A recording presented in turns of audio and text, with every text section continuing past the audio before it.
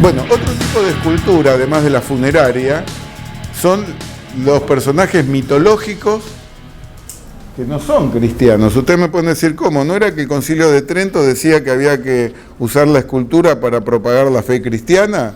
Sí, es cierto. Pero muchas veces un escultor como Bernini utiliza personajes mitológicos para de algún modo representarnos el pecado, la contracara de la virtud. Y aquí tenemos dos figuras. Las dos representan un momento terrible para la mujer, tal vez el crimen más abominable, que es forzar, ¿no?, el encuentro sexual.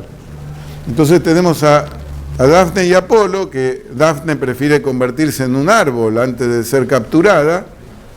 Hay muchos personajes, hay muchos episodios mitológicos terribles en la mitología griega, si se ponen a leer, ¿no? Violaciones, mutilaciones, asesinatos, engaños. Y la imagen de la derecha es el rapto de Proserpina, pero fíjense cómo se hincan las manos del anciano en el cuerpo joven de la mujer, todo hecho en mármol de Carrara, ¿no? Entonces tenemos ese erotismo violento que nos presenta el barroco, las figuras mitológicas del barroco. Presten atención a esta característica porque la clase que viene, que veamos el rococó, el erotismo en la escultura rococó es un erotismo festivo, un erotismo alegre, un erotismo frívolo. Acá se tratan de figuras eróticas dramáticas. El encuentro sexual no es un motivo de felicidad, es un motivo trágico, ¿no es cierto? Otro tipo de escultura que se aleja también de la religiosa, aparentemente, es la alegoría. ¿Qué es una alegoría? La alegoría, fíjense la definición que les voy a dar, que es muy simple. Es un concepto abstracto representado con una figura humana, ¿no? Entonces, ¿cómo represento la libertad para ponerlo en un monumento? Le tengo que dar un aspecto humano. Entonces, libertad, gloria, fatalidad, muerte, ¿no?, se representa con una figura humana. Incluso república, hay monumentos que hay una alegoría a la República Argentina, a la República Francesa, ¿no? Son conceptos abstractos representados con una figura humana, una alegoría. Se usa mucho en el lenguaje metafórico del arte. También se usa, por supuesto, en la literatura, pero la alegoría, ¿no? Hay quienes dicen que Jesús, o en la Biblia hay muchas alegorías, que no hay que entenderlas textualmente, sino como alegorías, ¿no es cierto? Bueno, la imagen de la izquierda, una alegoría bien representativa del barroco, donde, acuérdense que el barroco es todo ilusión, apariencia, y la contracara, que es el pudor. Entonces aparece la alegoría del pudor de Corradini, que es una dama que cubre su cuerpo desnudo, su bello cuerpo desnudo, por una túnica casi transparente. Todo en mármol, ese es el carácter magistral que tiene el barroco, ¿no? Porque nos da la idea de esa túnica que fuera muy liviana, que fuera de una gasa muy liviana, ¿no? Y sin embargo es mármol, que no sugiere el cuerpo desnudo detrás. Entonces la alegoría del pudor. ¿Quedó claro lo que es una alegoría? Otra alegoría también muy representativa del barroco es la desilusión. Si el barroco es ilusión, ¿no es cierto?, la contracara es la decepción, la desilusión. Tiramos las redes al mar para ver qué pescamos y resulta que el resultado de nuestra pesca, cuando abrimos las redes, es decepcionante, ¿no? No sé, antiguamente, hasta hace pocos años, la gente se conocía por aplicaciones de las redes sociales y demás.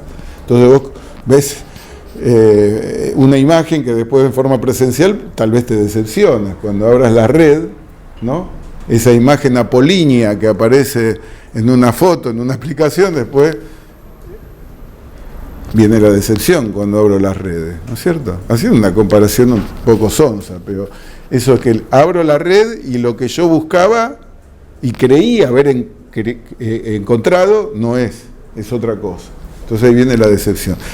Noten también la magistralidad en el tratamiento de la red, que la red no deja de ser un textil, un tejido muy abierto, ¿no? Pero es un tejido en sí mismo, para aquellos que estudian diseño textil. Todo en mármol de Carrara, en mármol blanco de Carrara. Entonces, tenemos, fíjense la expresión de la figura, ¿no?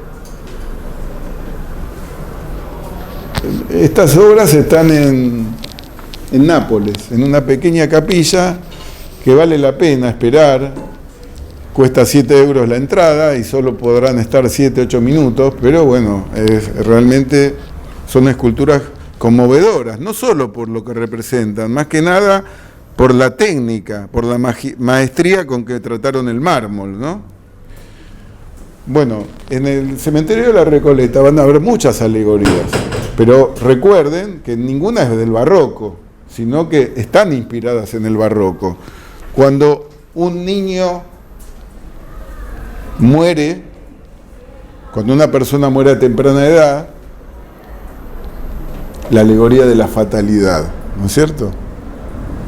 Representada con una madre que parece conmoverse frente a la pérdida de su hijo.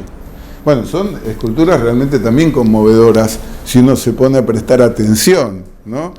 Porque nosotros nos podemos conmover, nuestro espíritu, nuestro alma se puede conmover si está abierto al arte, ¿no? Si uno pasa, pasa chateando al lado de no siente nada, pero si nosotros tenemos nuestro corazón abierto al arte, podemos recibir ese mensaje conmovedor que nos presenta cada periodo de la historia del arte, en particular el barroco y el romanticismo, ¿no?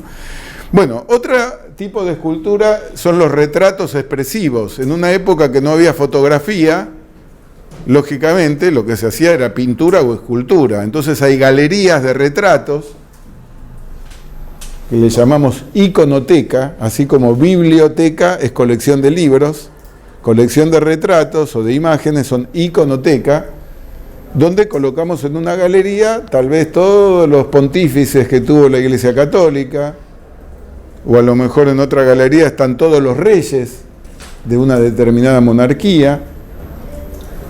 Y nosotros aquí en la Casa Rosada tenemos una iconoteca de los presidentes, ¿no? En el barroco empezó a proliferar esto de la iconoteca, donde ponemos colección de bustos, o de cardenales, o de obispos, de un arzobispado, de lo que fuere, ¿no? Fíjense que tienen también expresión en el rostro. Y además de la expresión en el rostro, vamos a valernos de dos recursos para generar también expresión y movimiento. Uno es el textil. Vamos a tallar la investidura de los personajes, generando sensación de movimiento. Y el otro componente que genera movimiento en el rostro, ustedes lo conocen bien por las propagandas de shampoo, es el cabello, ¿no? El tratamiento del cabello, que en el barroco fue muy importante.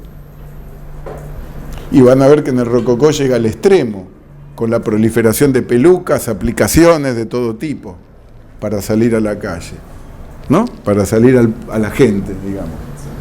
Entonces, cabello y textil para generar movimiento en la escultura de retratos, que se presentan en galerías, en iconotecas. Estamos recorriendo tipos de escultura, ¿no? Como pueden apreciar, todas estas tipologías cumplen las características generales de la escultura y del arte del barroco que describimos al principio. Entonces,